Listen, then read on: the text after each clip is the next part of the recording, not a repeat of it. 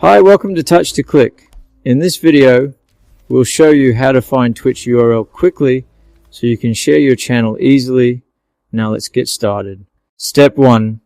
Open any web browser on your device, like Chrome or Edge, so you can access Twitch online. Step 2. Type twitch.tv in the address bar and press enter to open the official Twitch website. Step 3. Click your profile icon in the top right corner to access your account options. Step 4. Click channel to open your Twitch profile page as others see it.